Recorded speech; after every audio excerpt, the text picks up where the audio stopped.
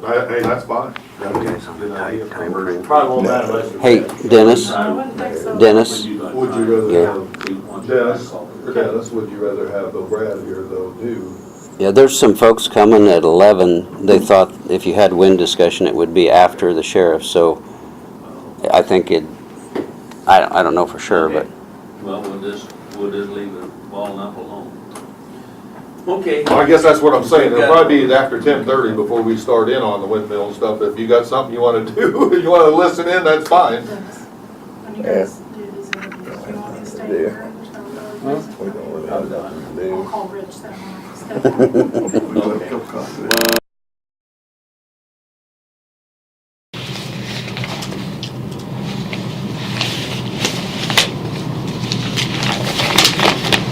Yes, Mr. Neal, this is Dennis Henry from Nemaha County Commission Desk. I'm fine. You still have some time to visit with us? Well,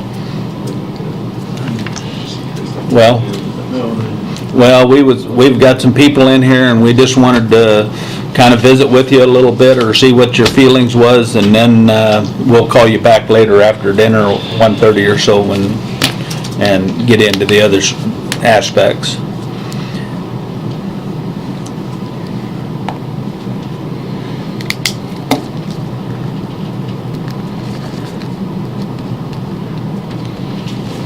Yeah, that'd be great. That'd be great. Okay, I'm going to go ahead and put you on speakerphone, but we have several people here, and we just wanted to kind of get up to speed, and Brad is here with us, so we can go from there.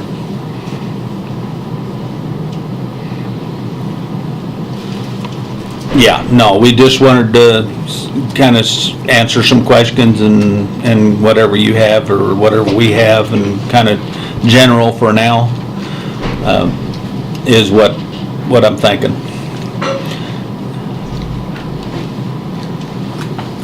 Yeah, he's here.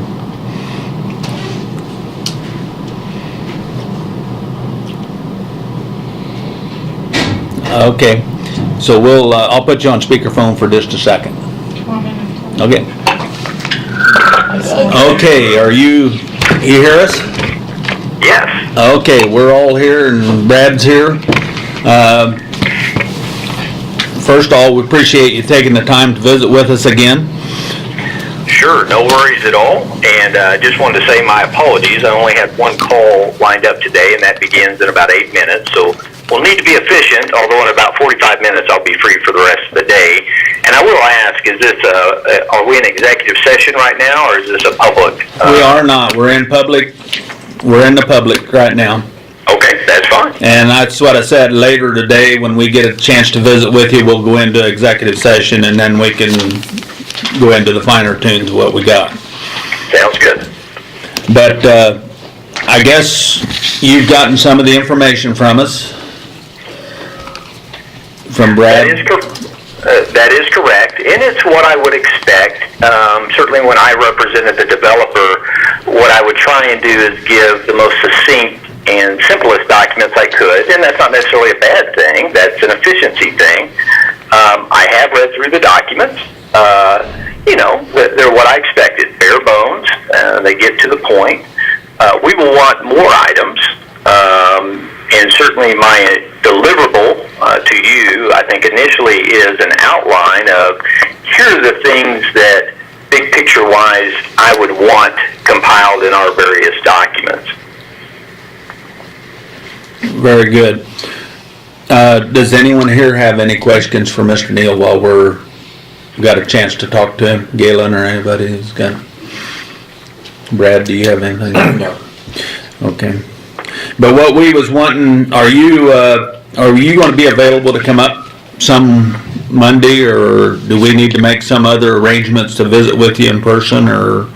No, I'd be happy to show up on Monday, and frankly, with your permission, if you want, I would certainly encourage that every Monday I just come up there, and that would be a very good time to sit down and and give a weekly report. That way you can track the progress and we can identify issues, and you have my full attention because I'm in front of you.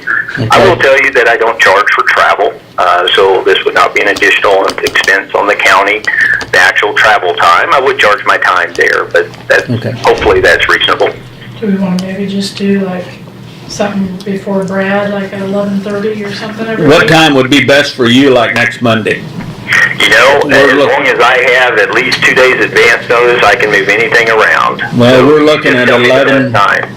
I would say like 11. After 11 o'clock, that way you wouldn't have to have your wife feed the dog or anything. You could, That sounds fine. That'll give me a chance to get the girls to school. yeah, it'd be great if you want to do that, and we'll plan on 11 o'clock. letting you being here at 11 o'clock next week, and then we can go with that. But that'll give the people that are here some indication of what we're wanting to do.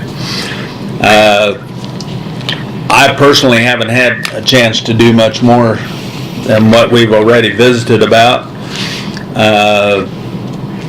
But like I said, we're kind of excited that you're willing to help us and in our position and work with us, and so we'll look forward to that. And we'll call you back or you email me, and then we'll give you a call from there. That sounds good, and my firm is certainly honored and privileged to represent the county. So no thanks necessary. It is absolutely a privilege, and thank you for the engagement. Okay. All I'm right. gonna do it in about Talk to you 45 later. minutes when he's available. Okay, very good. Thank you. Bye. He will be available at 11:45. He's going to email me Okay. or text me, and then maybe we can bring him up, and then we can go into an executive session to negotiate. I think to look at the finer points of what we're looking at doing. Find legally some of the speaking, things we yes. got. Okay, well, that's very good. That's what we got there. I think, Galen, you got anything that you're wanting to? Well, Mary Kay's gonna get a few things.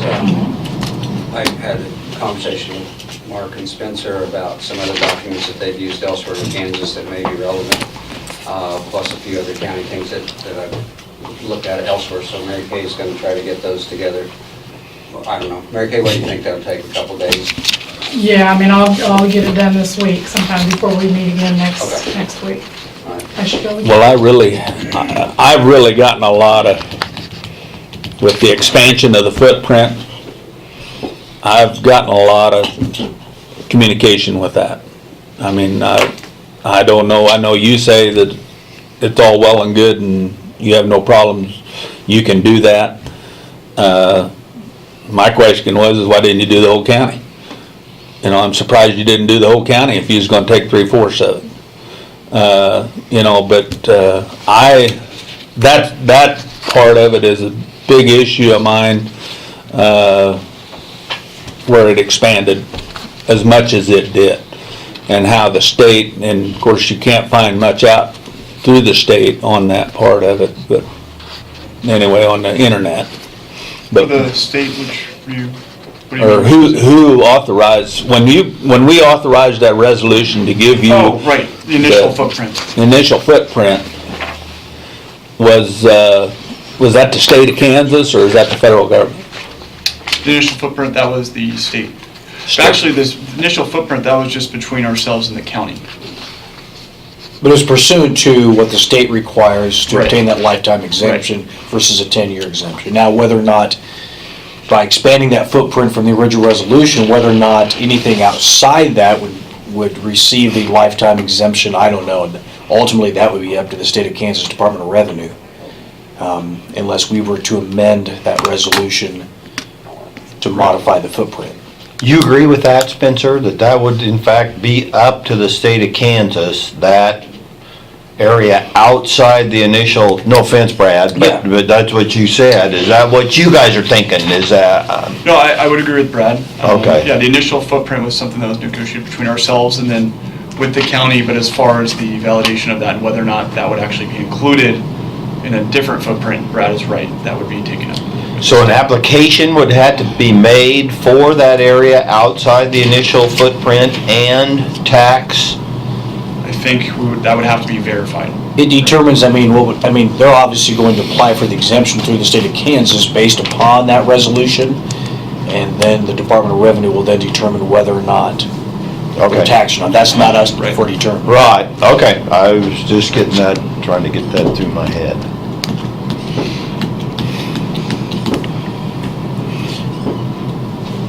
One other question, and I see you eliminated Jackson County. Is that because they're zoned? No, it's not.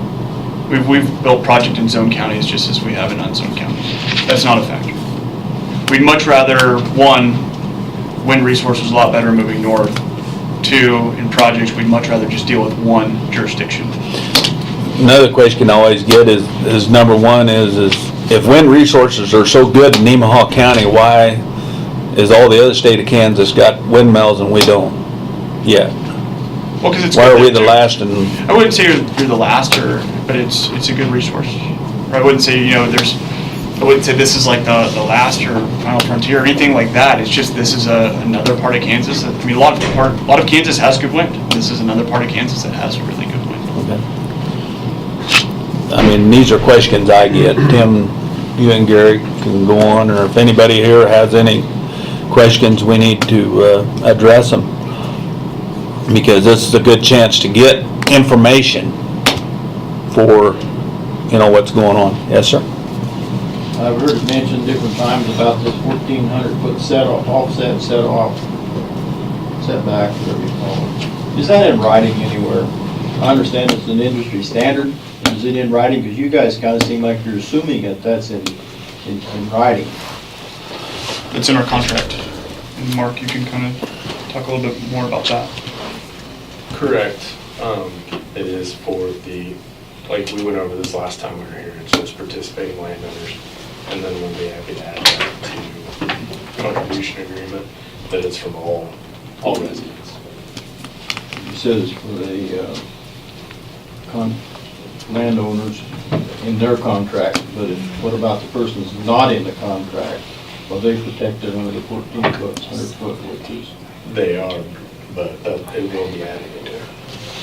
And do you feel like 1,400 feet is enough for a non-participating person? True. If he's not living in it. I say no.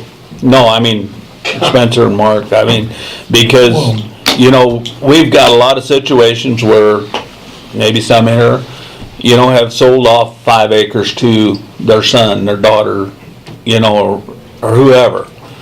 And they might have 3 or 4 of these 5-acre things along the highway. And if it's my understanding that if Dad decides, or whoever owns the land around it decides to go ahead and put windmills in, that you could put windmills within 1,500 feet on all sides of them, or wherever, which in fact would almost make their house unlivable, and the value of their house would go down tremendously because of that. Living conditions, when I took over, I signed an oath for taking care of the health and welfare in Nemaha County. And that's something I kind of treasure. I'd hate to see somebody that's built a $400,000 home or a $150,000 home, don't matter. They built their own home for them to live in, that they're going to be enforced, evicted by windmills. So I can, Mark, just please step in if you want. Excuse me.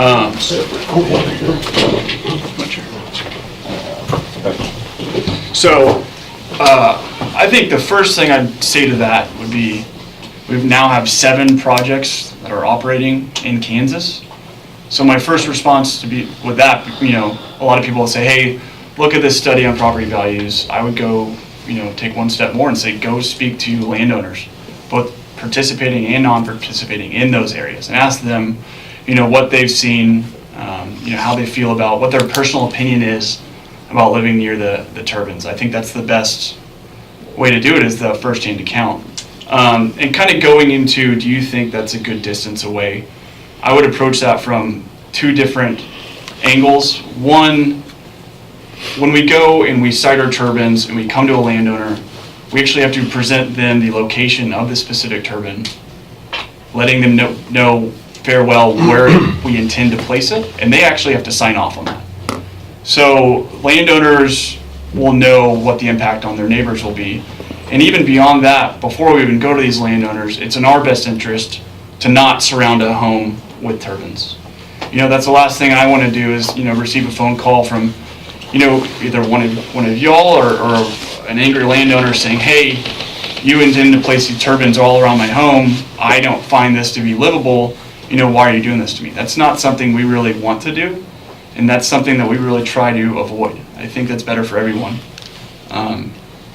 And kind of, we spoke with Galen too, and going back to the other comment on, are these things in writing? There's other ways to do it other than just the agreement with the landowner, between ourselves and the landowner. There's a development agreement. There's things of that nature. And those are items that we spoke with Galen about, and we can go into more detail. But really, it's not just a situation of, that person with 5 acres is going to get completely surrounded by turbines. There's multiple things that have to happen before that, would ever be the case. And every step along the way, we try to avoid that at all costs. As a practical matter, with regards to these other projects you have, what's the closest you have placed a windmill to a non-participating residence? 1,400 feet. Okay, so you have actually gotten up to that 1,400? Yes. Okay. And that guy's happy about it? There's no problems. Yeah, that's... Is that common, or is that just... No, it's fairly common, and the thing is, I understand, change is scary. I understand, the idea of something new being, near your homes, and we're sensitive to that, and that's why we try not to do that. But to be honest, what we found is, once they go up, they become part of the environment. That's how people, from what we've seen, again, this isn't me, this is just from what I've spoken to people about. And that's their firsthand, experience. Other people might have a different experience, but I can only speak to what I've, met with people about. Right now, and that's not my experience. That's a long ways from 1,400 feet. So, yeah. And the landscape is really nice as long as all the real lights aren't blinking, but when they're all blinking, they're not just a tremendous addition to my backyard right now, but I'm okay with that at that level. I'm not so far from it, but I disagree that 1,400 feet would be something where a person would live there and say that they're. I find that hard to imagine, but could be. And maybe I can add some color. I'm Mark Trumbar. I'm with Next Air Energy, and Spencer invited me to come along. I've been working in Kansas almost 10 years now. I've been a part of the developments in Ness County and down in Ford, and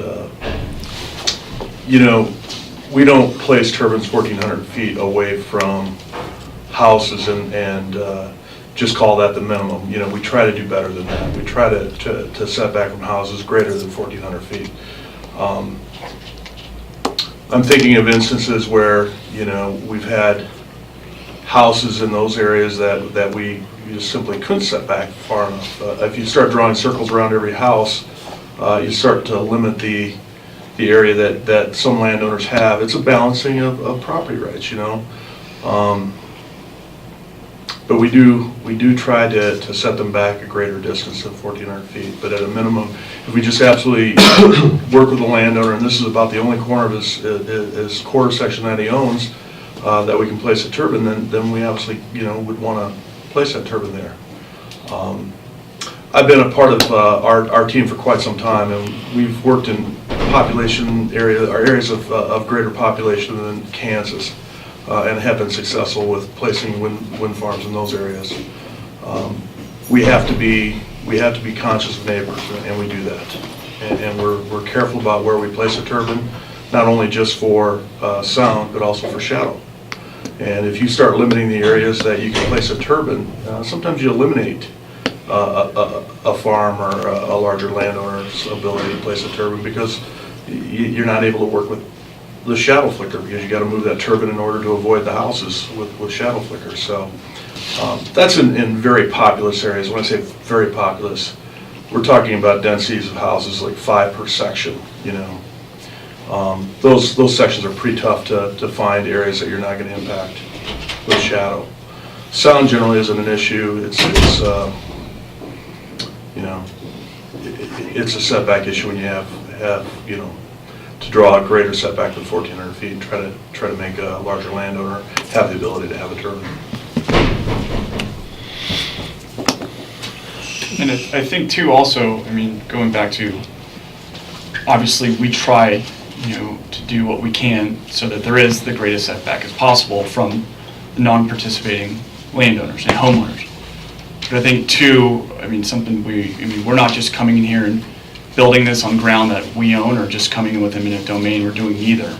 We're coming in here, we're partnering with landowners. And I would say, Mark, now you can help me out with this number.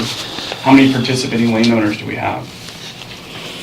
I don't know the actual number, it's approaching 100,000 acres right now, but it's all, I mean, of either side of the committed landowners or both sides. So I don't know actually what the number of different agreements is. To complete this project, you need how many acres? About About that. 100,000. And how many of these acres are inside the footprint? The first original footprint? A big portion of them, but I have to No, get you guys. that's, I don't know the number yet. I think we need to move it. So it'd be kind of nice to have a map to show who is in and who's not in. Right. We can make that, I guess. There's 3 townships that do not have signed leases. Now, I don't know if that's just with you guys next area or not, but there's 3 townships that do not have leases yet in Nemaha County. And that, to clarify that, that's considering all active leases by any company. So all Yeah. 17 townships have active leases in it currently, at least as reported to the Register of Deeds. 3 in the far northwest corner do not. And the active leases, I presume, are not all with NextEra? Not all of NextEra. Okay. So it'd be, well, 4 entities, 3 entities, Invenergy, and then the 2 different entities that NextEra operates under in Nemaha County, Boulevard Associates and Soldier Creek Wind. Okay. And I personally hope that we can work with NextEra to somehow get it in writing that we can protect our non-participating landowners. I have no problem if someone as a landowner wants windmills, if they're leasing their land and they agree to put in a windmill 1,500 feet from their house, that's their issue. But to put it next to their neighbor's house, who happens to have a house right on their property line, you know, I have an issue there, you know, mainly because, you know, people live in Nemaha County for a reason, and we hope that we can continue providing a reason for them to live here. We don't want to chase them out. We have a hard enough time getting people and jobs in Nemaha County without that. And as we've told you before, you know, the businesses we've got, we need to protect. We don't want losing people that employ, you know, 10, 20, 30, 40 people because of the fact that they can't do that anymore. But the prohibiting, if there's a way, and I don't know, how would we as a county approach trying to protect our non-participating people? Is there some way that your people can work with us to help us with that decision?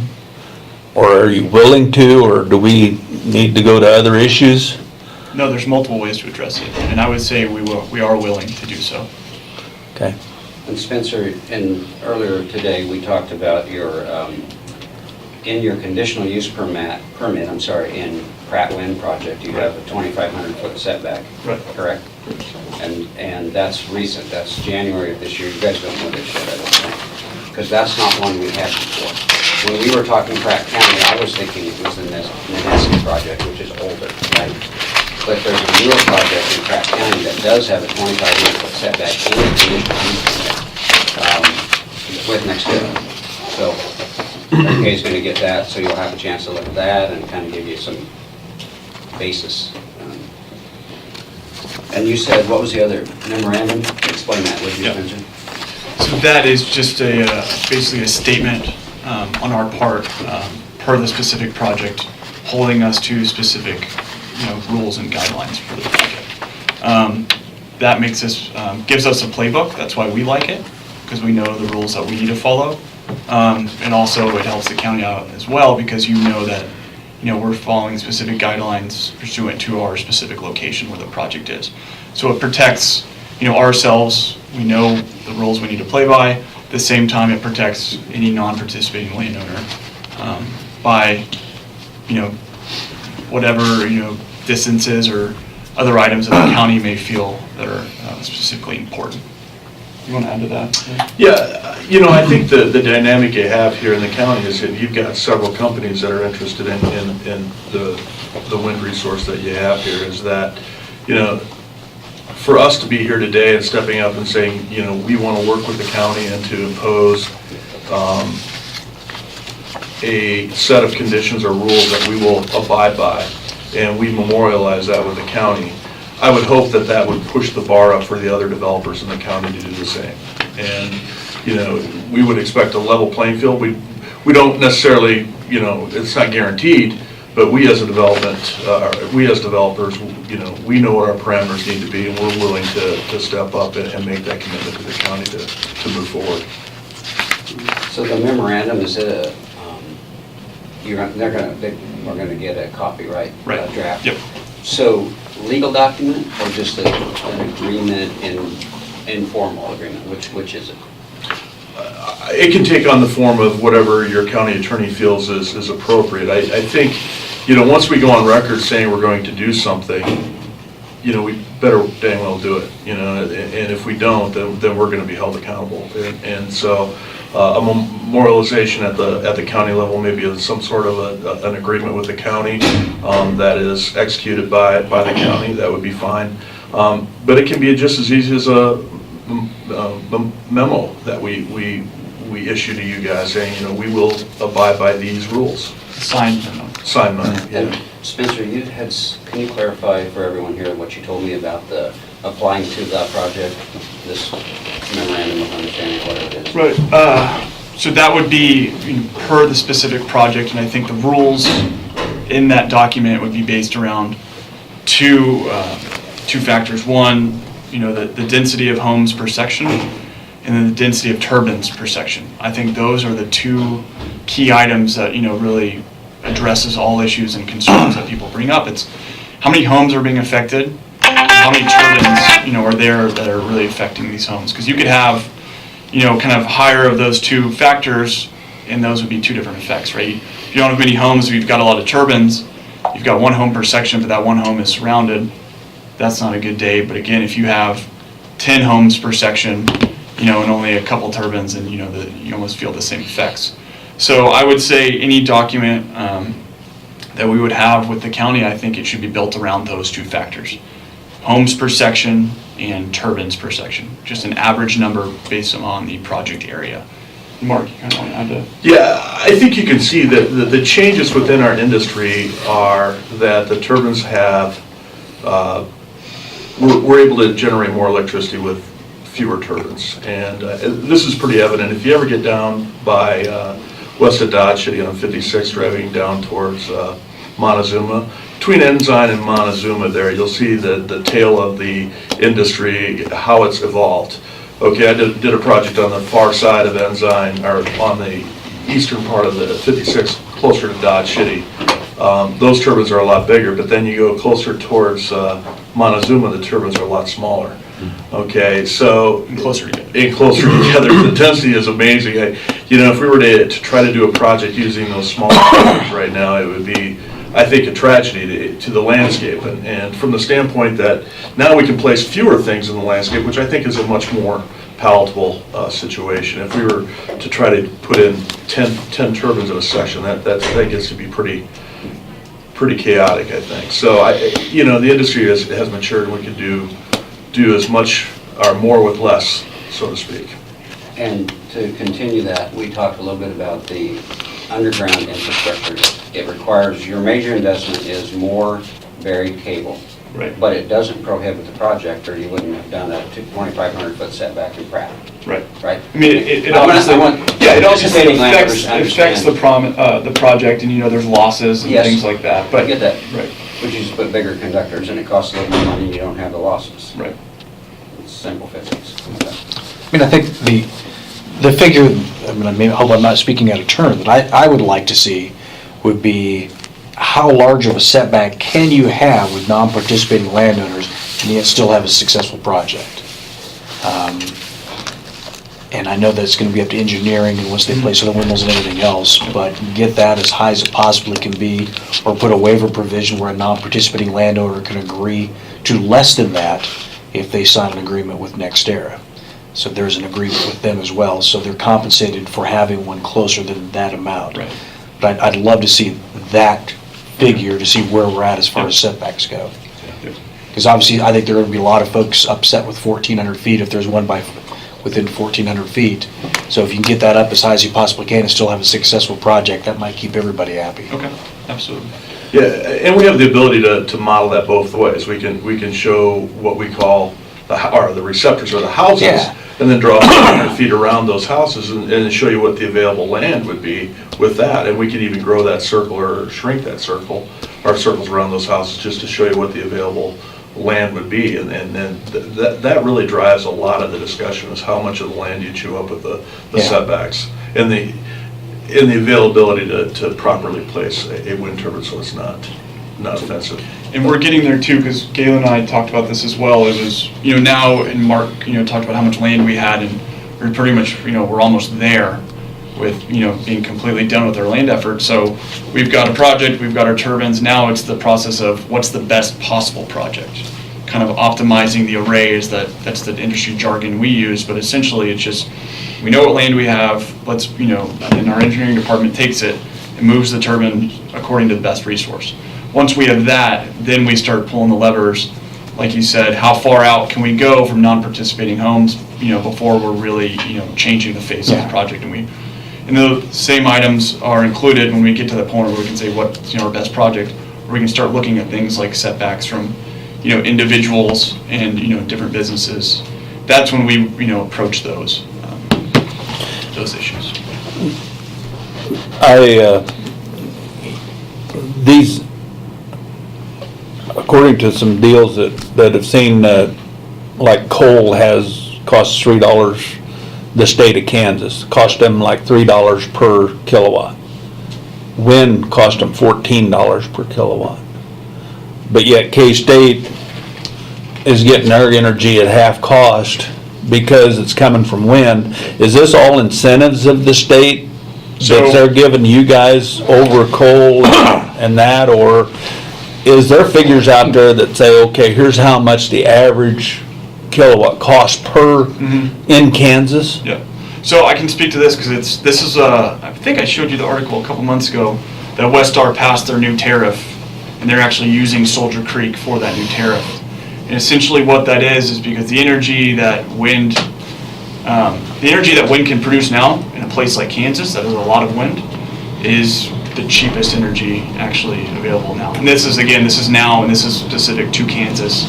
And they actually passed the new tariff rate at 1.8 cents, which is extremely cheap. And the goal there is, by being able to offer that cheap energy, then they're going to be able to attract commercial and industrial customers to Kansas, knowing that, hey, I can come to Kansas, and as a customer, I can sign up with Westar, get my energy from, Kansas wind energy, and also get my energy from a cheap resource. So those are the two main factors. That's why you see K-State signed on, Washburn signed on, Wichita, I think, too. And that's the reason they're able to, one, claim that, hey, we're getting our energy from Kansas wind, and two, it's cheap. Well, there are some pros and cons, and like I said, some of the good part of this is the fact that we can extract energy from this project. Right. In the state of Kansas, where, you know, I'm tickled to death that you're not taking it to New Jersey or wherever. Right. You know, that part would make it even more tough. It'd be a tougher situation than we got now. But like I said, we do have a lot of resistance, but again, we've got a lot of support too, as Mark said. You know, so we've got pros and cons. Like I said, I just hope that we can, and I know that you say, Mark, that you can do this, but it's more of, will you do this? You know, I understand the things that come and go, but that don't make Dwayne or anybody else feel any more comfortable sitting there. And as you move this footprint, the original footprint, my original feeling was I was pretty familiar with the area. Very low population in that area. You know, I can understand why you picked that area. Now, you moved up into some pretty populated areas. And of course, it goes within, what, a mile of Centralia, which I think is awful close to a city, you know? The closest would be is 2 miles. City, Centralia? around Corning, Golf, all the towns is 2 miles. Yeah, but Centralia, it goes Yeah, right, it's still right 2 along. miles. Yeah, it is. It's 2 miles east. Is it 2 miles east? Okay, I was thinking it was closer than that, but. Yeah, we're set back off that. Does Next Era have any ground leased within that area, within 2 miles of Centralia or Corning? So once parcel may have, I mean, Mark, you can probably speak to that I'll more. guarantee that we do. I mean, but if they said, hey, sign it all up, if they have land outside, you know, and land inside, we signed it up. So Yeah. if you have land leased within those boundaries, theoretically, there could be. No, because our setback requirements would be from Centralia. So what he's saying is even though the parcel. They're using a overlaps- 2 mile radius, Okay. Dwayne, from Yeah. the center of town. I assume the center of Yeah, so town. that's what that is, yeah. Roughly. And Corning would be a good example because they have built, and you can drive around Corning, there's how many new houses that have been built there and the amount of money that has been built and the people have stuck into that community. We definitely don't want something like this to come out there and sit right on the edge of number 9 highway. And we had our open house down in Corning for that reason, just to Okay. be down in that community. So we did see those homes. And that's why we have that setback. And to what you said before, I mean, we will get you those documents where, you know, that you can, as a county, can look at, hey, you know, what tools do we have, or, you know, what devices do we have that we can hold NextEra accountable, right? And start addressing those issues that are being raised by those with concerns. Because I think, you know, a lot of it's just kind of being unsure, not knowing what we're going to do. And if something is in writing with the county, then you kind of get rid of that, you know, the big question mark is what are we doing, right? And obviously there are some, whether, you know, wind turbine is 2,000 feet or 2 miles, you know, some people just don't like it, and I'll never argue with them on that. I'll never try to convince someone otherwise, but I think having some documentation will protect everybody. Well, and that's true. There is a lot of people that just, we like the open landscape, and I understand that. But I also understand change. You know, I was in business for 40 years and the amount of change that I've went through, but some of it was good, some was bad. But I can use 36 Highway as an example, you know, from Hiawatha to St. Joe. Took a lot of prime land away and split some families terribly. Caused a lot of major problems. But is it a benefit? I don't think anybody in this room would say that when they get on 36 Highway and go to St. Joe that they don't enjoy the drive. But if it affected you, that's when it changed. That's when it changed, and it so I caused some, understand that too. and there's still people, I mean, tell you, they are Well, we're definitely, gonna do the best we can, and I think that is one reason why we're trying to get this other fella, Neil, involved. He understands both sides. And I we think, just want it for our personal feeling and for our taxpayers. Well, and the other reason is, we can't think just of the now. This is what it's gonna happen in the next year or two. We have to think 20 years down the road, which is where the decommissioning agreement comes into play. Sure. And I think Mr. Neal understands all the things we need to be looking out for. And one thing about it, you start putting those up, you eliminate all the new houses in that area. That's right. I mean, that would be my take on it. If you start putting towers up, nobody's gonna build within. Do you argue with that? Well, what I mean is, that's looking in the future too. Yeah. It's not very populated, it's probably not gonna happen, but there is certain instances where my son may wanna build wherever, well, if you put those towers, he's not gonna build there no more. I mean, it's gonna go somewhere else probably, so there's pros and, I think it comes back to that, pros and cons. Now, where are we gonna get in the middle? Can he do that even without their permission anyway? Well, that's another, you're probably right with if that was leased ground, but I'm talking about if it wasn't leased ground and there's a whole bunch of them right here and he's gonna build right here, he's probably not gonna wanna look at them, he's gonna go somewhere. That's my personal opinion, that's not my professional. So I have a question, Dennis, Well, I'll regarding your comments about the contrast between the cost of electricity between coal-fired production versus wind. And then you made the comment that now wind energy is so much cheaper. What changed? Technology. Technology got much, much better. And not only in the turbine itself, but also the placement of the individual turbines.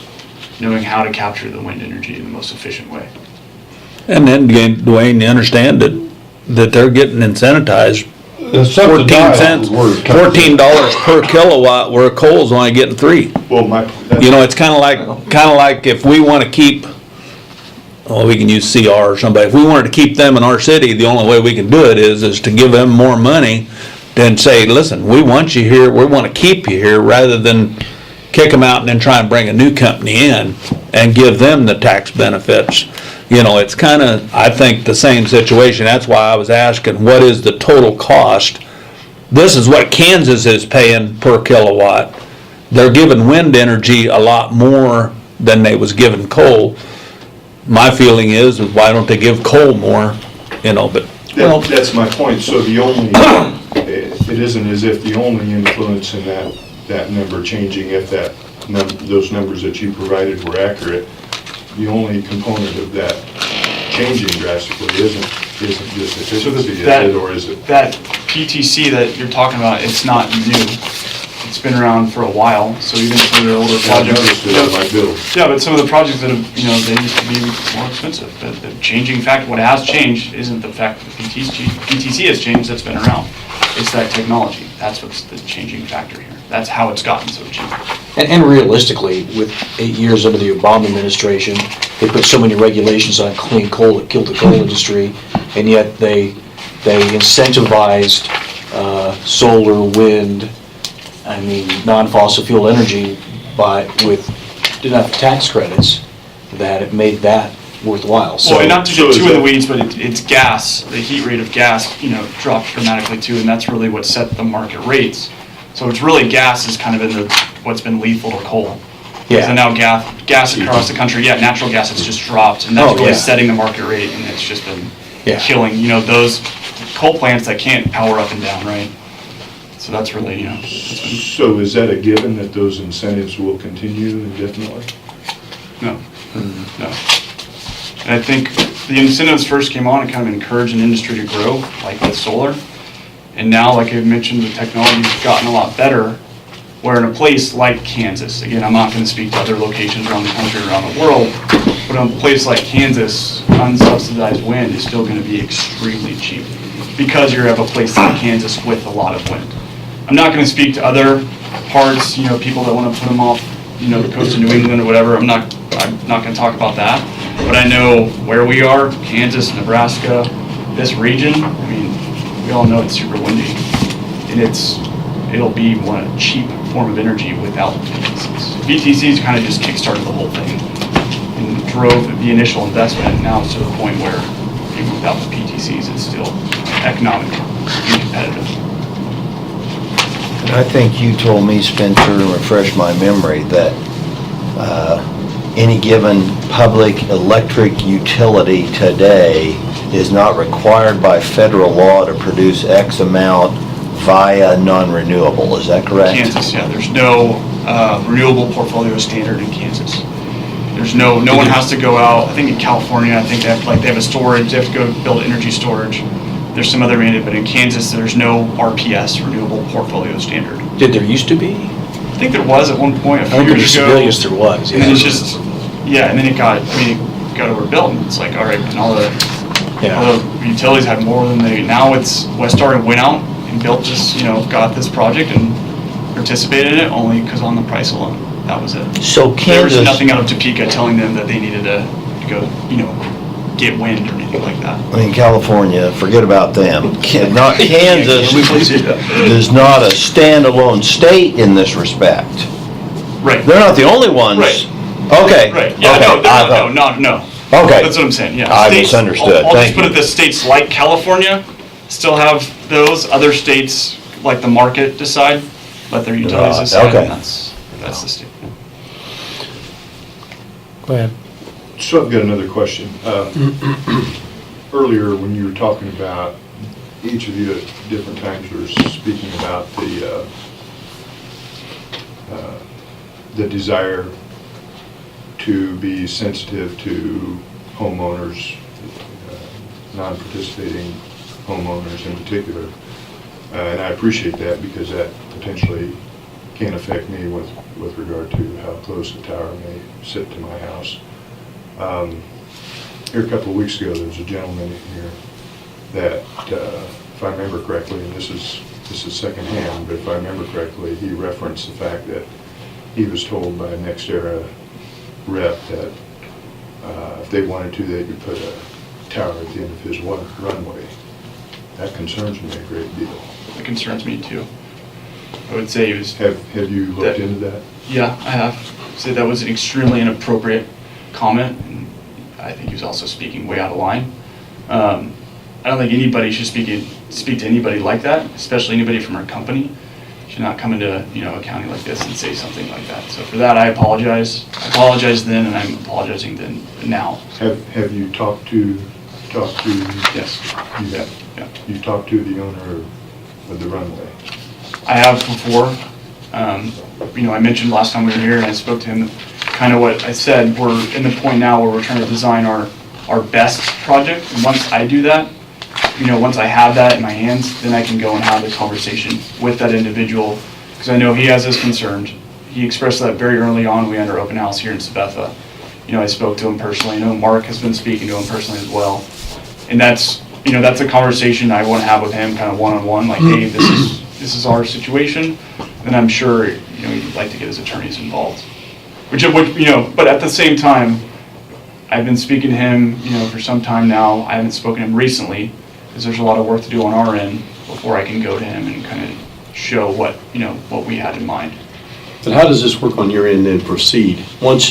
So we have to probably get the gentleman here to agree with some form of an agreement with you before you get to a point where you're going to come tell us how far we're going to have a turbine from our residents.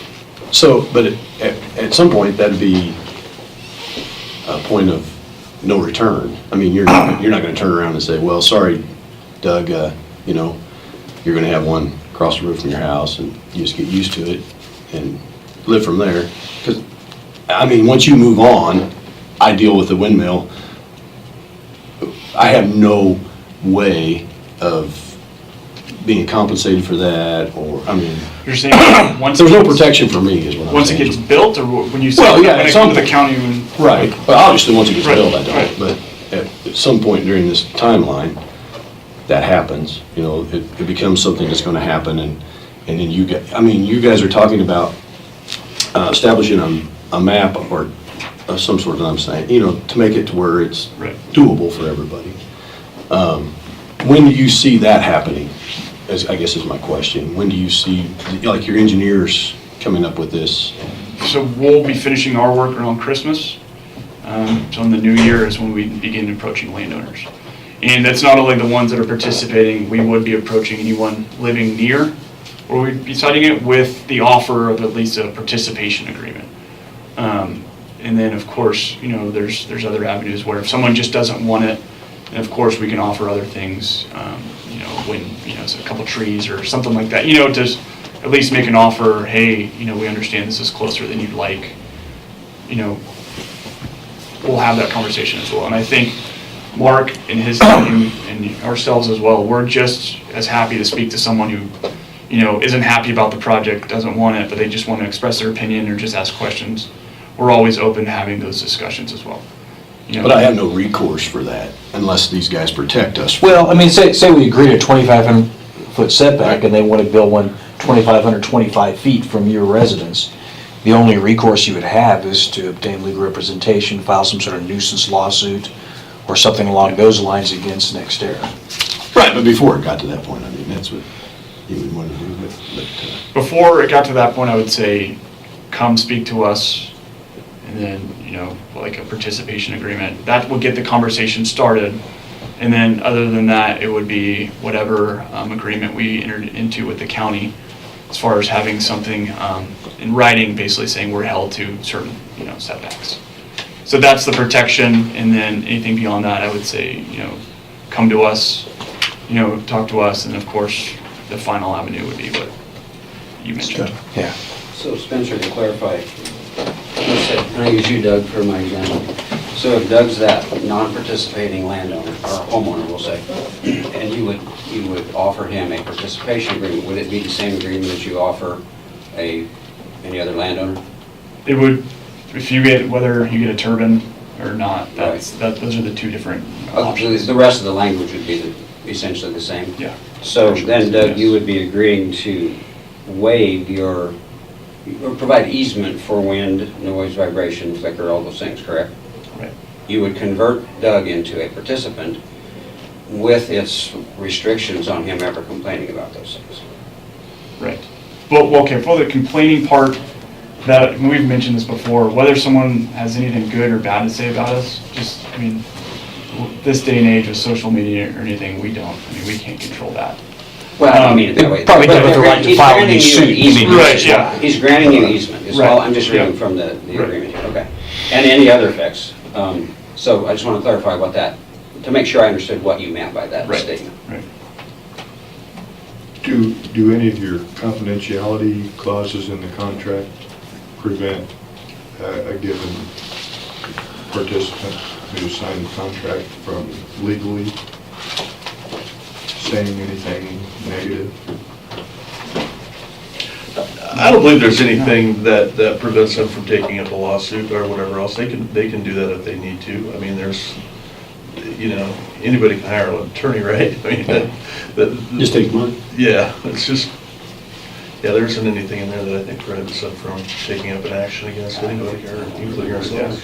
Well, what we want to do is keep people from being in that situation. Right. And that's where I hope that the communications and the lines would keep open, especially like one of our problems would be Glen Island with the airport. I would hope that, and I really wouldn't mind, even though you're not prepared, I think you need to talk to him just to keep communications going, to say, okay, listen, we understand your problem, we're taking it under advisement, we're doing what we can do here. Another thing, of course, you, Invenergy, bought the green line. Well, that line's liable to go right down just South Seneca here, all the way across. Coming probably right through your place, Roger, pretty close, ain't it? But anyway, is that gonna cause problems? There's some issues with that stuff that we've been fighting for, 4 years? Seems like. Yeah, But like I said, we hope, we need to keep the communication lines I open. agree. And we were a little surprised that, I think after multiple attempts of someone trying to make the grain belt work, that someone decided to try again. Well, I think Missouri's finally gotten to where they have gotten some agreement, but that's neither here nor there. That's not our, Right. we're into that, but, But I do want to say that I've been to several meetings, and Tim and Gary, you can correct me, but all the meetings I've been to, I commend our taxpayers and the people that have come to our meetings about presenting their case, staying calm. You know, there could be a lot of issues that come forth, and that don't help anybody. You know, we want to keep calm and keep communication going, and not walk out on things. That's, you know, that's my thought for yous especially, you know, because you're the ones that's going to be up against it. But the other one we're up against is, you know, they tell us to ditch this resolution. Well, I don't know what that will do. Nobody's really in a position to tell us that. Outside of it would take away your lifetime, and then you could go to the 10-year, which I don't know what we have over that 10-year thing. Right. But, which, like I said, you know, we want to keep the employees we got, and like Glenn got 41 employees and he's wanting to expand. I hate to stop him. Absolutely. You know, I really do. Speaking of Glenn again, and I'm just not clear on this, I guess. So there's been a lot of talk about keeping the channels of communication open and communicating. You mentioned that you had I haven't spoken in a while now. And Mark's a pilot, so I thought, you know, he might be the best individual to speak with him. But obviously, you know, like you stated, we will So you can hear. be in more, you know, constant communication with him. But I mean, beyond that, I mean, to be completely honest, I think, you know, him as an individual, I think that's a conversation between us, you know, the two of us. I don't want to, you know, that's his business. I don't want to speak about anybody who's not currently, you know, sitting in the room. So it's okay, I'd rather not talk about him. I mean, if that's, well, I don't want to get personal about somebody who's and I not. understand that, and it's not necessarily the ideal scenario for me either, but for me, it's the only known quantity, known example. And if he indicated, and again, this is what I heard, I've never spoken with him personally about this, but he indicated that he hasn't heard anything for a couple of months, and that was the meeting, a couple of weeks ago. And so if that's the case with him, again, that doesn't bode very well for me as a homeowner. If he is a business owner, if next year I won't reciprocate with him and try and negotiate that.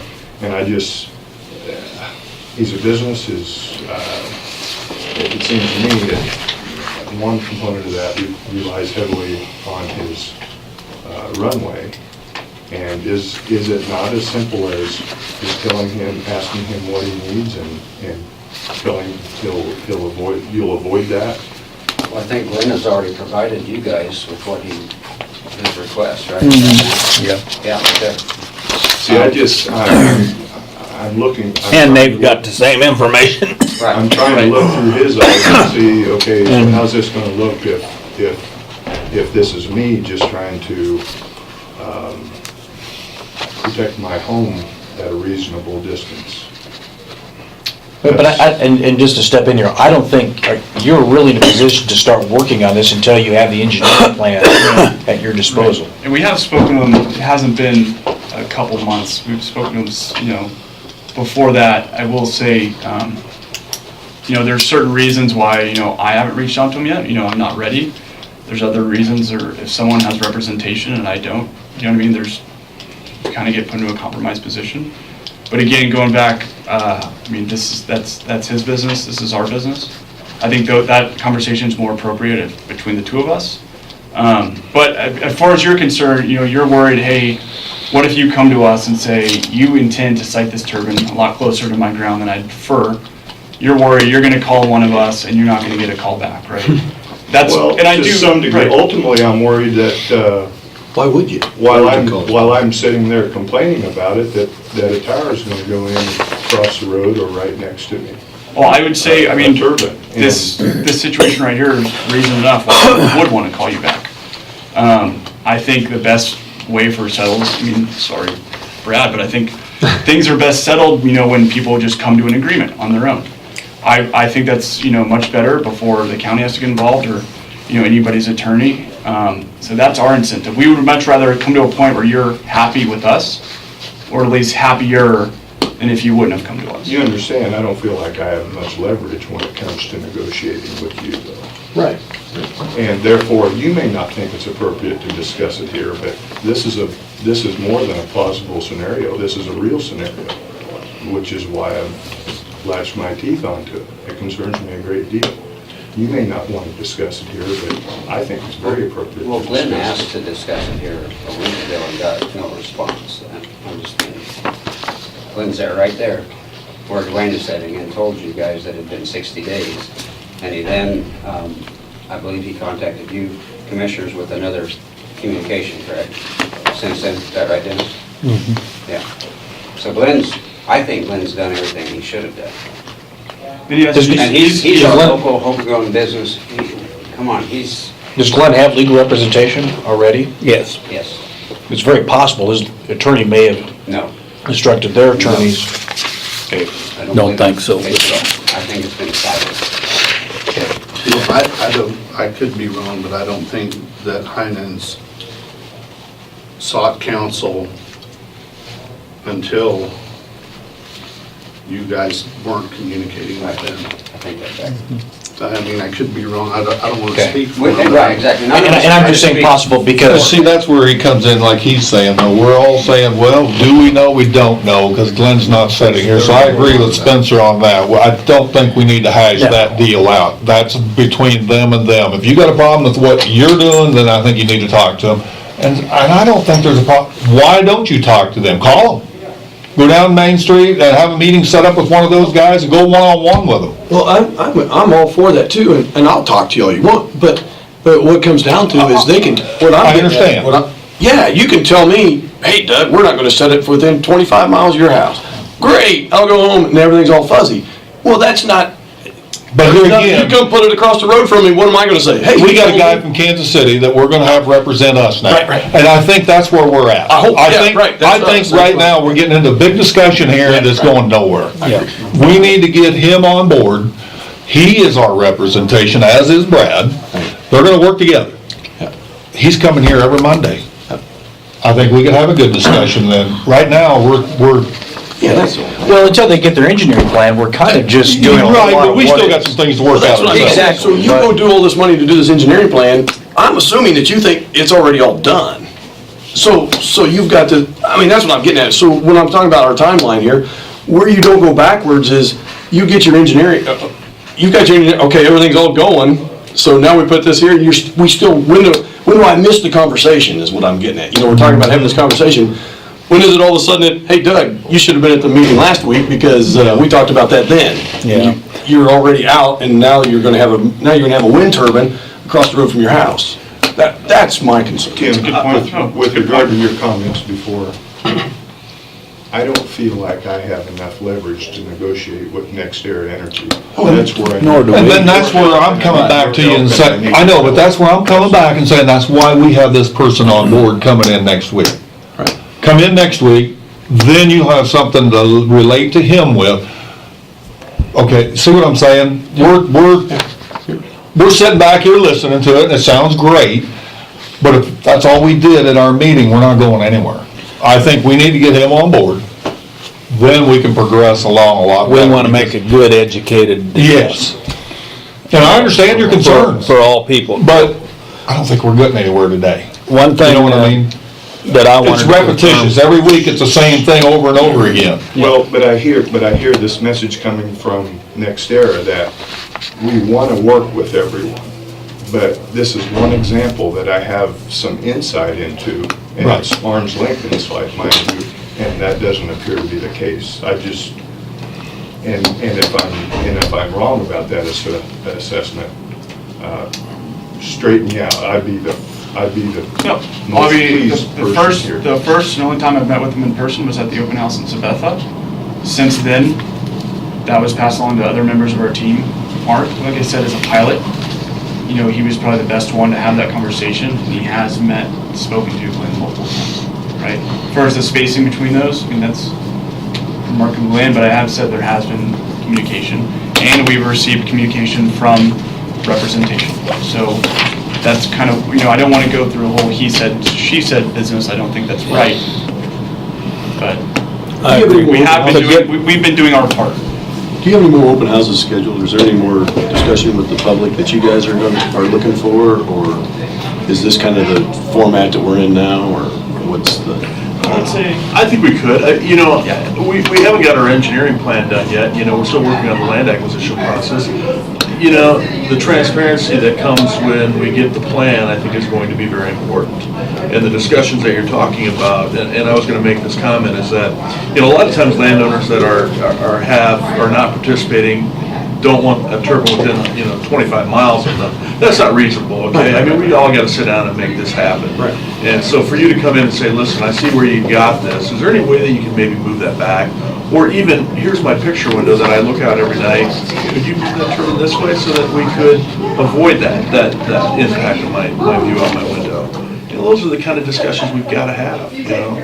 But we've run into landowners that have come in and said, you know, I just don't want them, you know, anywhere. Right. That's not gonna happen. But my concern, and I think Dwayne's concern is the same, is that this is all good, but when I say I don't want to look at that out my window, and you've already signed everything, and everybody's all good with everything, you don't care whether Doug Wurtenberger tells you to move that $3 million turbine 25 feet this way because my internet won't work because I can't hit the tower, or, you know, I really have no, at that stage of the game, I'm thinking we're past the point of Doug having any kind of leverage to help help make my life better at all. You know? Yeah, I will tell you that when we have increased setbacks, that reduces the ability for us to be flexible sometimes with moving turbines because of the constraints of other houses. It becomes a engineering, you know, nightmare some days to try to find a place to you know, move that to if there's all these constraints. I don't know the project well enough to know how much constraints we have. I think there's some differences in areas that we've got. So those are all discussions that I think we can have the more that we move closer to getting to the final design and all the land. So, and here's, I mean, just looking at the big picture of it, these gentlemen have to make a decision at some point in time whether or not we're going to play along and go with this project, or they're going to try to kill it. And a lot of it depends on their ability to keep people happy, because if we have, I mean, a gym full of people who are upset about this versus just a handful who want to support this thing, what's that going to say to them? But if there are just a few people complaining about it because I don't want a windmill within a mile of my home, but yet there are a whole lot of people who are really want some windmills on their property because they're making some good money off of it, well, I mean, they're not going to kill the project because there are a few unhappy homeowners. So the more people who are happy with this and not griping about it, the easier it is for them to move forward with this project. I don't know. So they do have that incentive to keep people happy. I don't know of anyone that wants to kill the project. I know of a number of people, myself included, that are concerned about it. Yeah. And it's like That's a good a lot way of to my, put a lot of, I agree 100%. You hear that side of that, yes. I haven't really heard where, well, I ain't gonna say they don't want it. But yeah, concerned about how it's gonna be with me. Well, me and my neighbor. I mean, I want, because there's a lot of people that don't take the time. I mean, there's guys that have jobs. They're welding right now, or they're doing whatever they're doing right now. I'm fortunate enough to have a flexible enough schedule that I'm able to be here and have this conversation, and hopefully on behalf of some of those people. Because I think there's a ton of people who are extremely uneducated about how this all works. Definitely. And I think we've really got a responsibility to look. I will back that up with Doug in that in the last 10 days, I've had as many people that have said, thank you for going to the meetings and speaking up, because I can't, or I'm afraid to. I've got neighbors that want to be here that are not here because they feel like they can't speak out against it because their neighbor's going to be upset, and I might be wanting to add on to my livestock facility, and I'm going to have permission from them at some point. and they're afraid to speak out. Nobody likes because you of those anyway, so things. that's. And I will tell you, one of the things that makes me nervous about this whole deal, guys, is they're coming in here at the 11th hour. We're talking about $3 million wind turbines. I bought equipment from Doug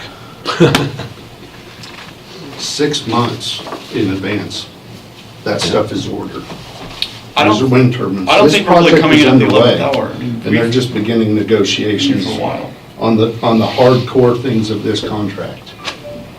It takes a while for the sleeping beast to wake up, though, is the problem. Yeah, you've maybe been here for a while, but for those of us, this is kind of the 11th hour for us. I mean, it's kind of like it all of a sudden became real. And that's one reason we're bringing in Mr. Needle, Yeah. the attorney, because there's somebody who's not so much in the wind energy, but the energy large scale sort of process. He's very well versed, he's represented them.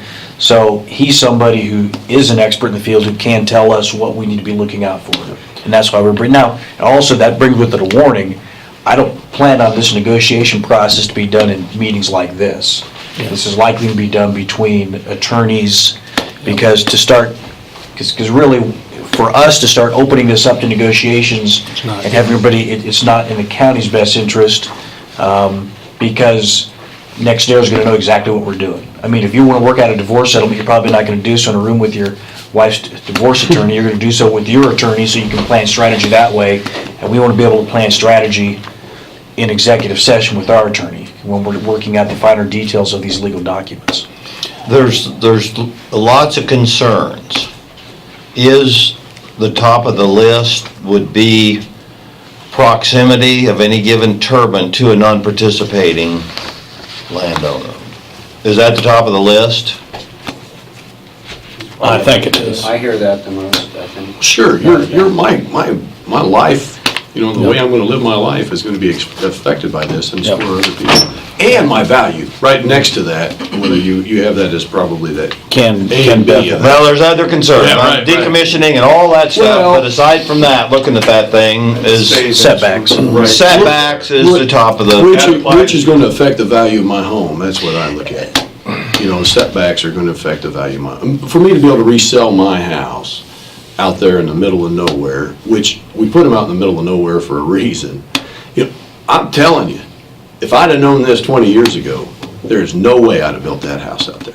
And that tax revenue that this county is getting would have not been in effect at this stage of the game. Doug, explain, there may be people in the room that don't know where you live. I think you should Oh. explain that.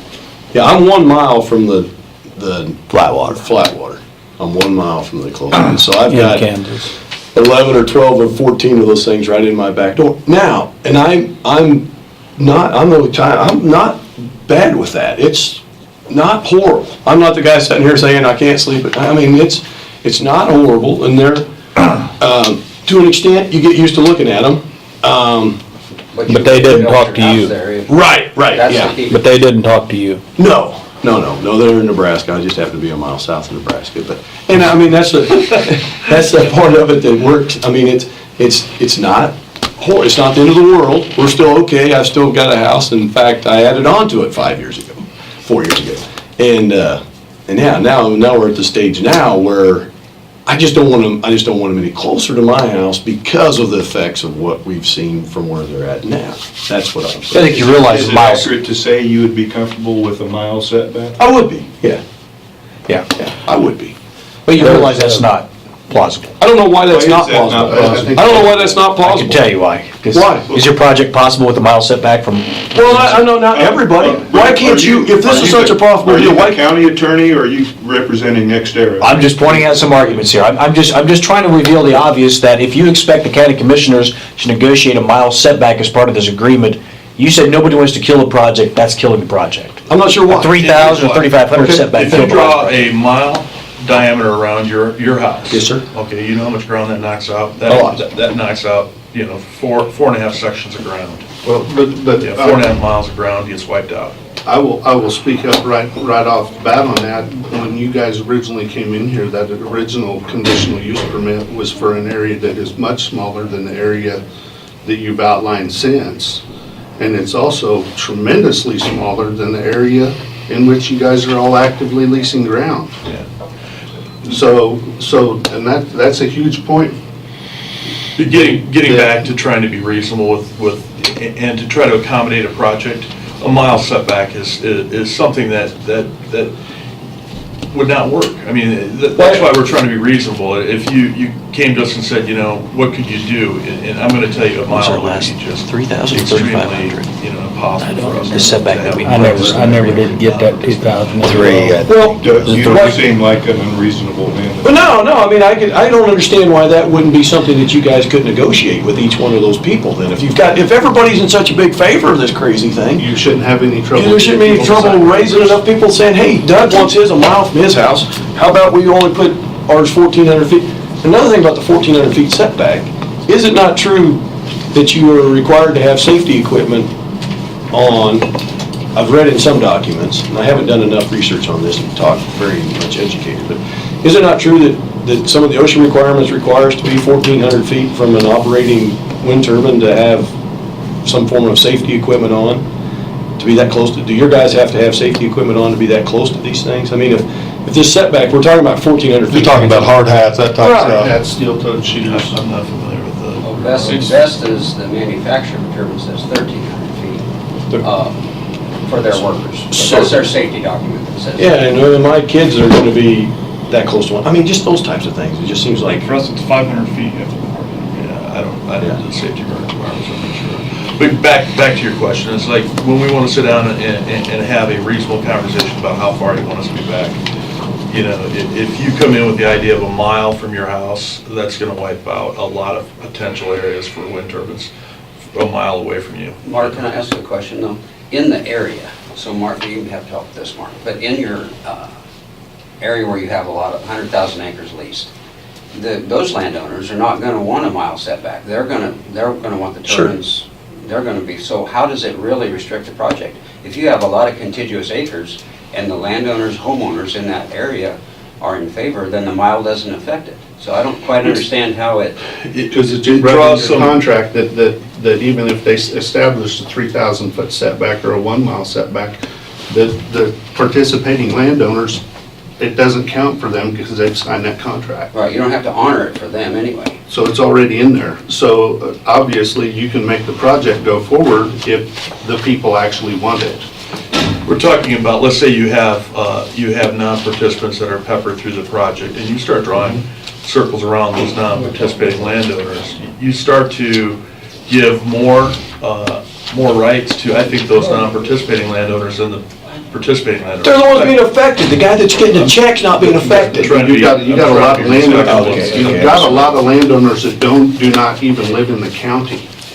So they're absolutely not affected. Again, talking about ownership of land and who has what, we're trying to be reasonable here. Okay. So let's sit down and have that conversation, but let's do it in a way that there's a fair and balanced way to look at this. We look at it from the standpoint of being able to do a project, and you looking at it from the standpoint of trying to get that turbine as far away from your house as possible. Well, I think it just makes it more difficult for you guys. It doesn't make it more difficult for anybody else, because then you have to come in and actually negotiate with each one of those people.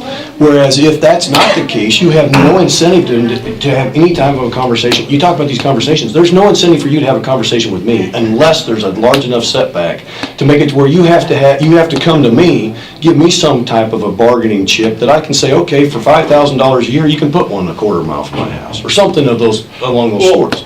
I think for a reason for why we want to come to you and negotiate on something was what Brad pointed to earlier. I mean, the more people that show up in front of the commission, right, the more unhappy people, and people aren't satisfied with what we're doing, the setbacks we're providing, that's bad for us, right? It's only bad for you until you get it put up.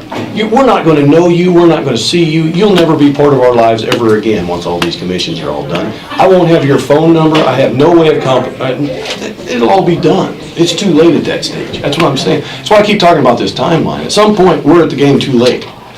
There's not enough people here. You know, if there was enough people here that knew all this, you'd have enough other people having the same conversation that I'm having with you. You'll say that last one, I didn't hear the last one, sorry. If this were going to take enough time, and we had enough time to organize enough people that had the same type of concerns as somebody like myself, that know these things are going to happen, that they're going to end up with these wind turbines in their backyard, there would be more people that would have be incentivized to come talk to you. it would make your project harder, and then therefore you would have to have a conversation with me about where you were gonna put those. I'm saying there's no reason for you to ever have a conversation with me once everything's all set up. Well, when was the open house in Sabetha? We made ourselves very, very available when we had the open houses. We told everybody that we had the PPA. That was public knowledge. That was every news outlet in Kansas was running that story. Right. And I think since then, our contact information has been dispersed, and we have our office locations, so I don't think we've ever not been available to have a conversation. Spencer, I would tell you this, that the general populace, and help me, anybody in the room, anybody correct me, the general populace believes that this project is confined to 4 townships in the far south part of this county, and the bulk of the population of this county is well north of that. Yeah. So the reason that you don't get much attendance at your meetings is because most of us didn't think it affected us. And we didn't have That's any. All right, exactly no, right. understood. The northernmost point. I'm saying do it again. Yeah, okay. South No, all right. house. We'll do it again. Yeah. No, then that's okay. So I just Is want you there- to understand that. Mark, is it? To your point before, I think, I can't remember exactly how you said it, you alluded to people that are non-participants, have not signed contracts, having more weight, carrying more weight, or having more say than those that signed contracts. That's not my desire whatsoever. I'd be good with equal representation. Strike that balance. I appreciate that. That's really where we want to be at. And just to clarify one point on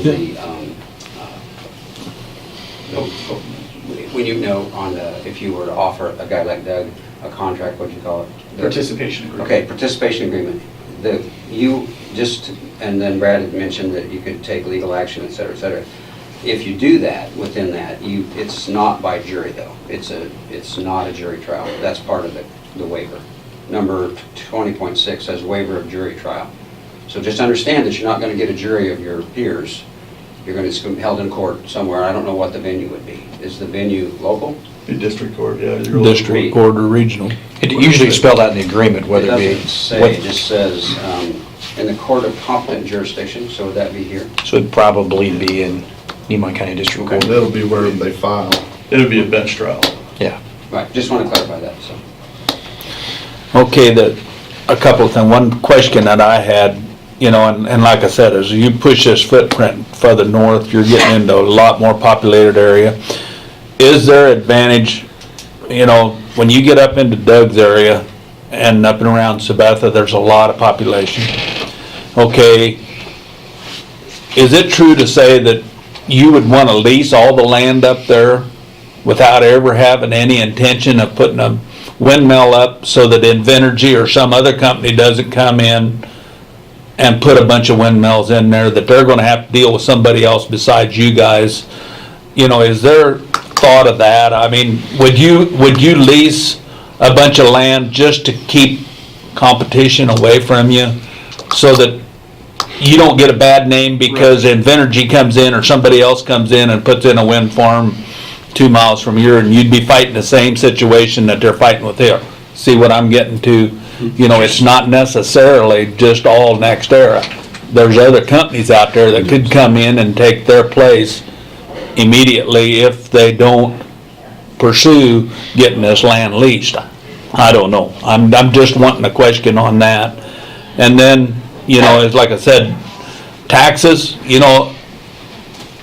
our population is in Sabetha and Seneca, the majority of it, and most of the people, and I'm gonna tell you, I meet them in church, wherever, and they're all telling me that if there's any way you can lower our taxes, we're for it.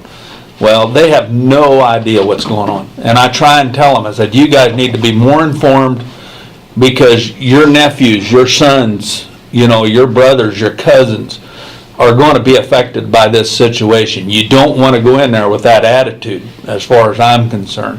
But that's some of the things we're up against in a county like ours, where we got, half the population in the cities. And of course, a lot of people in the cities own the land that we're talking about and lease it, so neither here nor there. But one other thing I wanted to get cleared is the timeline. Yep. last time you was here, you said the finalized acquisition was 12/31 of 18. What was that acquisition? What That's the was, land. land? Yeah. Okay, but you also had finalized land acquisition at 131. That was the going forward with the Exhibit B in the agreement, where we would actually show the landowners, hey, this is where we would like to place the turbines, or where we would like to have the access route. Does that work with you? And that's something that they would have to sign off on. So that's when I say the December timeline where we're planning on getting wrapped up by Christmas, that's the actual land easements, and then in January, we'd hope to have an Turbine agreement survey. with the You'll landowner. have the on surveys specific and then to location. finalize that by the end of January. Right. And then you want to execute our agreements by February 28th. Yep. And then a job fair maybe possibly in March. Mid-March. And begin the construction in June. Something like that. Probably before June, I would say. But anyway, I just wanted to double check my notes from last week because I was reading them over and I was a little at length because I was asked some questions on that and I wasn't sure how to answer them. Okay. So for open house, like you mentioned, and Galen, please chime in as well. So, given the timeline that we just talked about, when would you like to have an event? Or when would you like us to have an event, I guess, right? That's a good question. Not Christmas Eve. It's a hard time of the year where something's not planned already with Christmas parties. Yeah. I think January, like after the New Year? After the New Year. I think in January, would that work for, you think the community? So we've had an event in Sabetha, Seneca, and Corning. Do you think Seneca probably the best? What works best for everyone? And I don't know if anybody else has any ideas. It's county seat. I mean, Seneca's probably centrally located. In my opinion, when I look at this right here, I just soon had it in Corning, because that's where it affects most of the There you people. go. Yeah.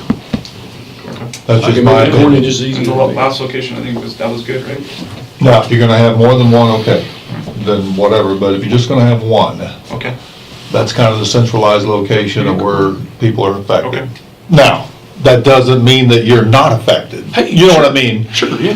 But to me, I think that's where Okay. it ought to be. Okay. What do you guys? You okay with that? No. I'd say Seneca or Corning, either way. Sabetha, they're all three very viable. Maybe, might ought to hit all three of them again. I don't know, but. I don't have a problem with that either. But the problem is, and the next question I get is from people that are already signed agreements, lease agreements. What are their options? They said, my Lord, if I'd have known it all, knowing I know now, I'd have never signed. But I don't know. I said, well, that's between you and NextEra. Is that the correct answer for me to That give? is the correct answer, yes. I didn't wanna, I said, well, I would say that's between you and whoever you sign your lease agreement with. Or sign an agreement with Tim or somebody else. We It's don't want between to us. pit neighbor against neighbor, by having one of these. I think we don't want that. As I will say. for- But we do need to get out there I've had if two guys people, tell me the same thing. like, That's a you big said they thing don't, for a man to that's the admit, problem. They don't want to because I come will tell you, forward though, some people, and I understand that. Contract I signed They tell us. 7 years ago, that I gotta weigh both sides of the you won't fence. find me saying I screwed As up. you should. That's a hard thing for. Well, I know it is. true, I know. but very you much. see where I'm at back here though too, it's different. I don't envy your position, Tim. But I'm just saying, we gotta look at both sides of the equation a lot closer than you're still gonna look at your side more so than you will the other side. I guess that's what I'm trying to say, probably. My wife tells me to. Allows you to. Well, gentlemen, I think we need to As move long as on. you keep it a but- conversation, everything goes good. Couple more quick questions. You have a physical presence down here, downtown Seneca, 8 to 5, is that correct? Is 8 to 5 mark, are those our hours now? It's just depending when somebody's got a bandwidth to be in there right now. It's pretty. Okay. Trying to So, fix things up. there isn't somebody there 8 to 5? Yeah. Samantha Okay. too? It was never 8 to 5, it was 11 to 5. I see, okay, I just wondered But not about every day. transparency, if you will. Here's our commitment. We'll attend the meetings on Mondays here. It'll be Spencer or myself will be here for the company. And we're representing the corporate side of things. Our team here is also able to represent us too, so we'll have somebody at the meetings. Okay. And then you keep alluding to Mark sitting in the left seat, who's that? One of you two guys? I'm Both Mark. Mark. We got two marks. Too many marks. You both sit in the left seat of a light aircraft? No. No, oh, okay. Yeah. You do. So both, these are private airstrips, runways, is that correct? FARs are different for a business airspace as opposed to a public airspace? FARs. Federal Aviation Regulations. So there's very little that regulates the airspace for those airports. Okay, so I'll check into that. I just wondered. You're a pilot, you say? Did you ask what an FAR was? I'm trying to just make sure what he was alluding to in that question exactly. Dennis, can I still ask one question? On the Yes. setbacks, all you guys are talking about homes. What about, is it homes or property line? Well, that's what I mean. There, we're into the same field, because if somebody has got a home next to a property line, Okay, but homes or property lines? I mean, this setback, in other words, if I don't have a home in this setback, they can set it right next to my property. 500 feet's a close. 500 feet is what my understanding is on a property line. So that's still, that doesn't change that. Is that what it is in the contract? We haven't arrived at anything in a contract right now. That would be something that you guys could ask. But it can't be any closer than 500 feet because the tower is roughly 500 feet Yeah, tall. I would say 500 feet is that's 1 times the tower height, and many times we see 1.25 would be I see. reasonable. So I guess to answer your question, it's probably at least 750. 500 feet. Well, but he said 1.25 times so it's about 750. It'd probably be the minimum. But neither of those are in the contract. Realistically, if it's not in the contract, it's not. Not in the contract. What I was alluding to is if we did something with the county with memorialization of what we will follow for internal setbacks with our project, we could put in there distance from non-participating landowners, or property lines should be this, distance from a home will be this, and leave it at that. So, And I think many of you understand that in Nemaha County, we're a little different than they are in flatland. You know, in a flatland, they'll go right down the section line. They'll go down the property line because that's the best and takes the least land away. Where here, they kind of got to go where the wind is my understanding, in what research I've done. So, that could affect, but yeah, that's. These are 480 foot tall, About, what they'll be. about, yes, sir. Mark, you're the pilot. What's pattern altitude approaching an airport? So it depends, what airport and everything. It's usually between 800 and 1100. Depends, but somewhere in that range. So I got one other comment if you got time. We got a situation where, and I can't find the map yet that shows it, but we've been told it's been signed up. We've got property on 3 sides of this piece of ground. The people that own that piece of ground live in Topeka, so they don't give a crap whether they get a tower on their land or not. But I'm on 3 sides of it. That's just something you need to take into consideration, I think. Again, that's a non-participating landowner, that's what we've been, my biggest worry all along, and that is absent landowners, number one. And it goes back to communication, I mean, if you got a landowner next to you that communicates with you, life would be a lot easier. But now we don't seem to have that communication level we used to have, so there's some issues there, and we hope that maybe this will wake people up and say, listen, we need to talk to our neighbors, because we're all in this together, and we need to figure out what's fair. Well, I think there needs to be some way that the non-participating guy has some teeth of some sort that they would want to have desire to communicate with me. We keep talking about all this communication, and they say that a mile setback will kill it. Well, if we set the mile setback, and then if it makes them want to come talk to me about being able to place that closer than that 1 mile, I don't think we want to kill it, and I'm not the one that wants to kill it either. But I just know the last time around when we set it at 3,000 feet, they brought us the map of what would work, and they were down to 3 windmills. Well, but I'm And saying, so, and if you go 5280 feet, then suddenly you got nothing. I mean, it's just not, I mean, we can set it, but the only way we can, I mean, first of all, there are 2 ways this is gonna get done. One is by agreement. We can't make them agree to anything without essentially zoning the county, setting some setbacks, and then deciding, hey, like the last time where we just killed the project. So we can't force them into that unless we decide we're going to zone the county and we're gonna establish setbacks of a certain amount, I mean, a mile. But then my guess is they're probably not gonna come talk to you, they're gonna go somewhere else to try a different county. well, I'm fine with that. But otherwise. Well, you're fine with that, but maybe not. Well, but they have no reason, they have no reason to come talk to me. That's what I'm saying. Well, They have a they do reason, though. they have a reason to go talk to that landowner because they're trying to get that land to put a turbine on it. But they have no reason to come talk to the guy across the fence. Well, they do, because if we keep having rooms full of people who are angry about this, it impacts them. I mean, Yeah, but I don't think that's. You know, when small parcels come into consideration is when there's not enough ground out there to put wind turbines on, and we have to try to put them closer to, houses. That's when the discussion comes up. If we've got sufficient enough ground that we can keep these far enough back from receptors, we'll do that, or houses will do that. And in the case where we just can't simply move that turbine, then that discussion has to come to you. So maybe if you don't hear from us, that's a good thing too, if we can maintain the setbacks that we're talking about with the county. They're probably not sufficient enough for you, but at least they work for everybody else in the county, or they should. Well, if they work for everybody else, then you wouldn't have a problem going and talking to those people.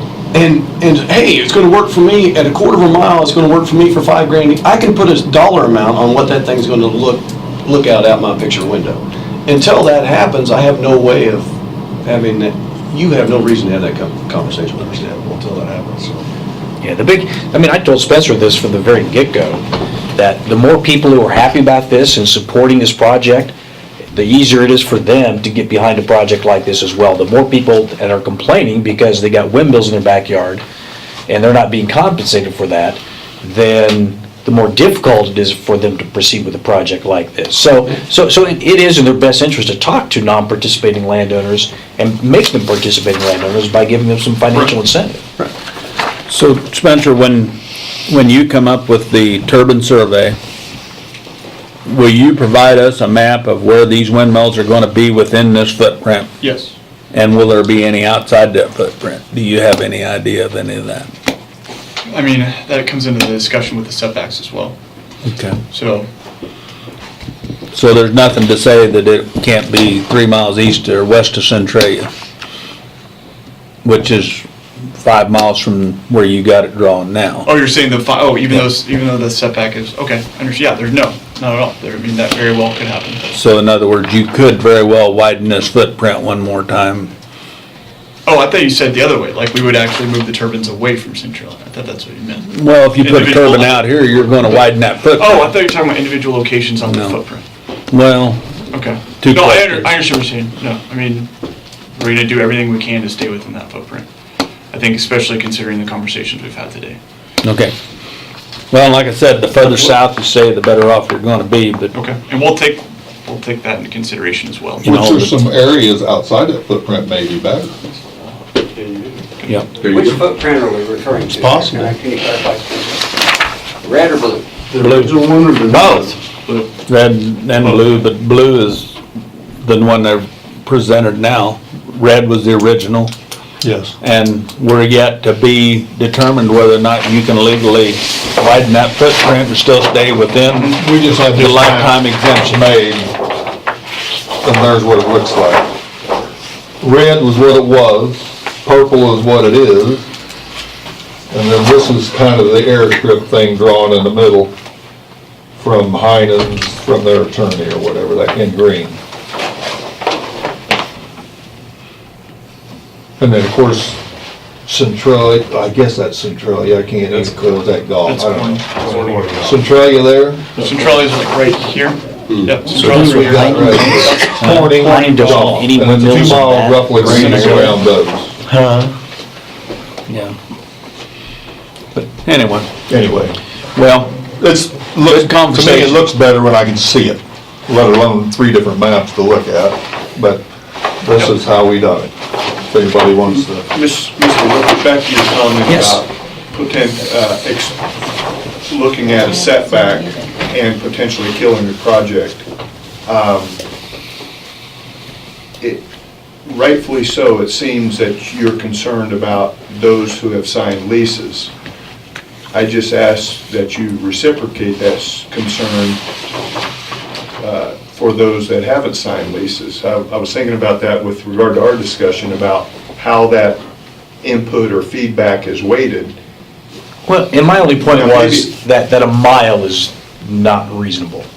That our experience in the past, 3,000 feet killed a project, you double that, you really killed a project. So I don't want you to get expectations that it's a mile or it's nothing, and you're putting the pressure on these gentlemen to impose a mile setback requirement on this project, because that's probably not, we need to be reasonable about this, and that's not reasonable to expect them to do that. Because you said you don't want to kill the project, that would kill the project. I didn't say I didn't want to kill the project. Okay. What I said was, I'm not saying I don't want to kill the project. Okay. Okay. I don't know that Doug seems to be unreasonable about living a mile from the towers. Doug's the only expert in the room. I mean, is there anyone else that lives anywhere within 5 miles of Turbine except Doug? Okay, how close? Mark does. Oh, the closest one is probably 3/8 of a mile. Okay, and you have a vested interest in the industry too, so I'm gonna have to disqualify you. Doug has lived there longer than anybody in this room, he's close to the industry. So I have to listen to Doug and his parents, I just do, so. Yeah. Darren? You 4 guys need to keep in mind that Brad had an analogy last week that you can't go to a Ford dealership and offer $5,000 for a $50,000 pickup. Well, you guys aren't the ones trying to buy the $50,000 pickup. You guys have got the Dodge Demon that they only made 500 of. They want the wind. You're not trying to sell them. Okay. Please keep that in mind. You got what they want. I don't know how you do the whole setback thing to make it to where, like with, in my mind, I would just like it to where, I wouldn't mind, having a discussion, but I still can't come into my mind where that discussion comes from for those of us who have made the investment to purchase land in this community, to build a substantial investment, and then to be sitting there, left out in the cold, and then having the commissioners or whoever come in and say, well, you can build it within a quarter mile of my house, and then I just have to deal with that. I mean, I have to be the one that gets stuck with the depreciated land value. I get stuck with living by the things. I get stuck with all the problems. The guy that owns the property gets all the benefits, and you have no reason to have any type of a conversation with me. That's what I'm saying. They do though, like I said, they don't. need to have that conversation with you so that you're not in here complaining to these guys. Well, I think I understand, yes, when it's all said and done, but we're not done. Oh, yeah. So, you know what, I understand what you're saying, but we're not done. Right, but that's what I want to make sure that. I know your voice is strongly that you want to have a part in what that setback is. Yeah. Yes, and I understand that if we put it in a significant amount, with whatever's common sense, kinda, and then a little more, that makes them come back to you, then, I see what you're saying. Exactly. Yeah, that's exactly right, Tim, that's what I'm saying, is that they've got a reason then to come and talk to me. Well, I think it's the best just right now to go talk to everybody.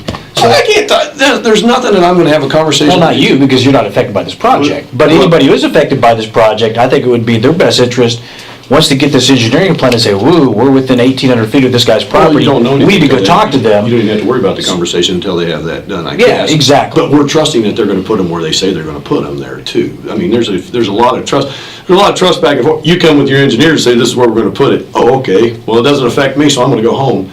I don't think that's Well, I presume that engineering plan will be attached to any sort of agreement the county reaches with. And who's to say, once they get this original thing done, then the next step is gonna be up in your neighborhood, and then when the problem really gets translated and. Right, but again, I'm here, and we've voiced this, I really don't have a dog in your fight to speak of. But I'm the dog for somebody else that wants to be in the same situation that I'm gonna be in. I'm gonna say that.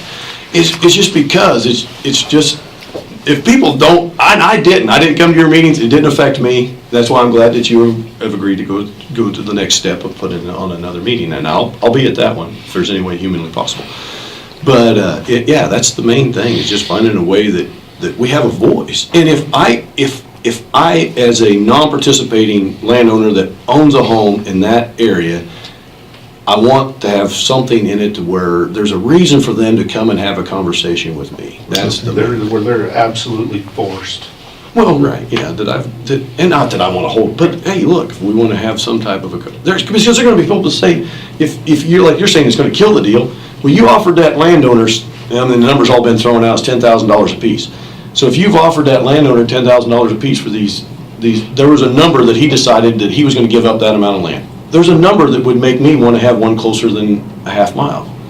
There is a number out there that would want, now it may be way more than that, and we may not want to have that conversation, but there is a number. Hey, once again, that's where we all need to. Right. I want $1 million a year, I'm not putting a windmill in. And you're right, there is numbers. Yep. Oh, yeah. I mean, there's numbers to make people want to live along a railroad track in Nemaha County and Sabetha and Seneca. Yep. There's numbers, they just got done running that electrical line Yep. up Wetmore Sabetha Road.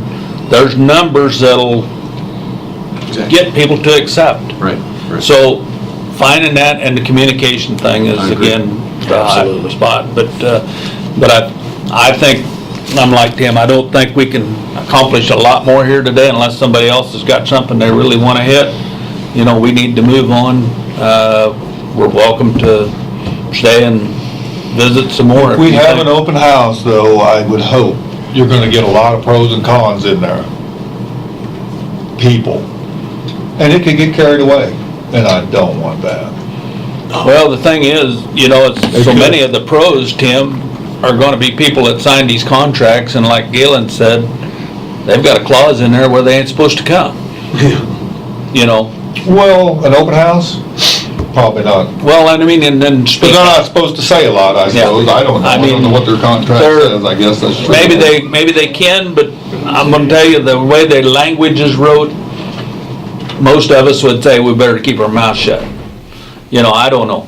I agree, I know what you're saying, and I know that you think but that is my opinion from So I some guess of you the need to people weigh I've that out talked too a to. little bit. Is that right How there? does it work?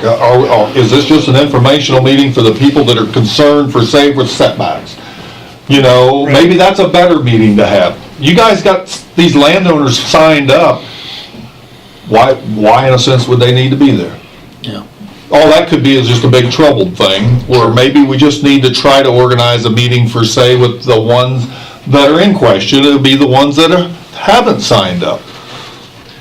I don't know. I think to have that discussion, whatever the forum is, they both need to be there. That's no different than. But what are they gonna gain, per se? I know it's knowledge, but I don't want But this do thing to you- get carried away. Again, there you you get into go. that big setting. Do you have the meeting, or do you just have a go-around like they've had? You know, see, before, they really haven't set up and had a meeting and presented their case that I've been to. Most of the time, they've got different stations, you can walk around, talk to them, you know, and investigate it, but to actually sit down and say, you know, and address a group of people and take questions. But I know I've been to the 3 or 4 of these, and most of them are. Honestly, I don't know what the right compromise is. I wouldn't want to, let's just say I was dead set against wind farm, period. Yes. Which isn't the case. I don't want me saying I want a 2-mile setback to have influence, and I don't want to upset my neighbor who Maybe wants will one. impact. I think there should be. It might be his only You salvation. can't have that discussion without both sides. I don't know what the right format is.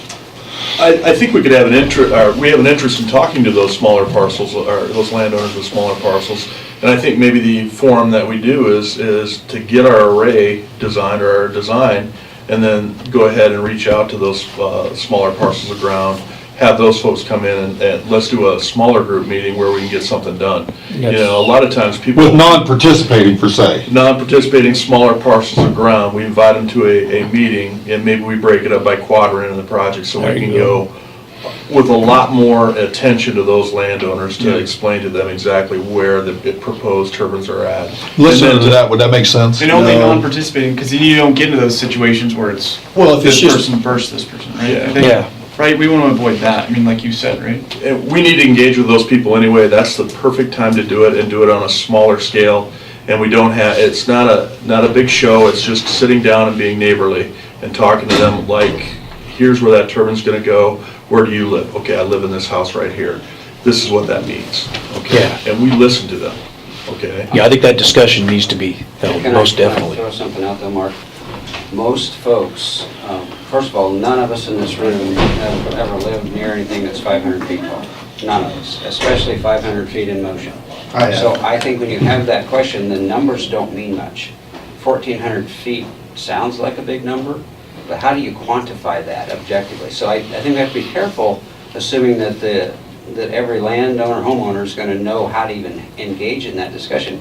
I'm going to come back to saying, you guys, and you said it earlier, Dennis, somehow I think the citizenry of this county needs some safety net for what they don't know. That's what I'm concerned about here. Because a number, 1,400 feet, what do you do with that? We don't even talk about 1,400 feet. Our GPS says it, and we never quite know what it means. 1,000 feet to whatever. Crap, what is that? Oh, it's a quarter of a mile, almost. So, see what I'm saying? I think we just have to be careful, assuming that these conversations will be informed enough to be productive and protect the citizenry from what they don't know. So that's just. But you're trying to let us then be the decision maker over their property. Somewhat. If you're saying they're not gonna educate themselves enough, so we have to take over and do it for them, and I don't think that's right. Hey, Tim, I think what he's getting at is I, for one, wasn't informed because I thought it didn't affect me. I understand. Now, I think that's getting out there though. That needs to get out in a big way because Yeah. that boundary line a mile outside of Centralia got some pretty good explicatives out of a few people when they saw that only, it's in my backyard. I didn't think they were over here.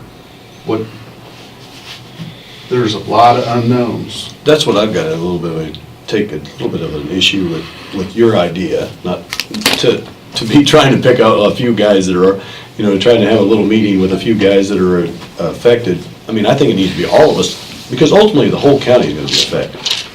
I mean, it needs to be. Well, I don't disagree with that. Yeah, it needs to be. Sooner or later. Yeah, it needs to be something that all of us. But what I was bringing about is a mechanism that we could have a conversation with those landowners that own smaller parcels and maybe do it on a smaller scale, not an open house per se, because it's not really good to sit down and talk. Can you go see those landowners? Well, we can engage those landowners. That would be another option too, is to engage them and give them a phone call, say, let's sit down, do you want to, talk about where this is at? I think we need to involve more people from our company because, that the design of the wind farm comes back to Spencer and the wind farm designers, the land deals come back to Mark and his team, and, so we need to have. Well, now we're at that point where those two meet, right? Yeah, that's the convergence of where we're at right now. So I guess you got some food for thought. Yeah. Yes, sir. We've got some work to do. Okay. So do we. Yep. Make sure that people are informed. Yep. Good. Well, thank you all for coming today. Appreciate it. And your input is more valuable than you think. Thank you, guys. Thanks, Doug. See ya. Thanks for coming. See you later. All right, yeah, there you go. Sorry, sir. Look at this map. What's that? Yeah, it's It actually came in. Thanks, Mark. Into Jackson County a little bit too. We just chopped that off because they're not going down there. Well, It's inside this purple. Let me out of here every once in a while. Or That is the target area. So, That's it, those There's meetings some about the Big questions. 12 tournament time. how can they expand? There we go, very good. Now, Mark, I'm Bradley. Good to meet you. Good to meet you. You're hiring as Yes. This is, Wetmore? Westar. We're over here. Right, Gary, where are you? Yeah, you would be. We're in two. You're in Capioma? We're two. Yeah, you're in section 2. Darren's been a busy man. Well, we had like 6 people change the Meals on Wheels. They And I will thought tell, my big thing in this now, a lot of these are old, Yeah, the red ones are no longer, they're old. and the light. Expired. Yeah. Yep, we know that. I understand. But I usually just all of use these some are of the current, all of the yellow, and what you've got is 5 different companies represented by the different colors. So where's your key for that? It's on here, and it's kinda, I didn't make it. Oh, okay. We got that list. Same ones You've got Rich used to be like that. the orange is per JW Prairie Wind Power, which that's up there. Right. These are the Blues Boulevard and Associates. That's next era. Yep, that's next Green there. is Soldier Creek Wind, That's next era. So green and blue are both next era. and the yellow is Invenergy. And the yellow, so they don't have A lot. You see, a lot. It's gonna get better on that. Darren just put Now, what's the interesting leases about from the this, Register of Deeds on it. I've got a lot of people that have said that they Yeah. have signed Spent a lot of time on it. that aren't represented on this. In other words, that they haven't filed the lease yet with Roxanne. time goes faster, but the days go long. And these are people that have told me that they have signed leases. Like some days So you sit Why there, would they have a signed lease This is- and not and- file it? And I will tell you, some of that is from in this area. Here's my And Closer some to of it is Seneca, you're saying? in this area. In other words, most of those that I've been told of, well, I think Illinois was included in some of those. So I'm sorry, what's green and what's blue? This, They have the their blue is ways. Boulevard and Associates, the green is Soldier Creek Wind Farm, the yellow is Invenergy.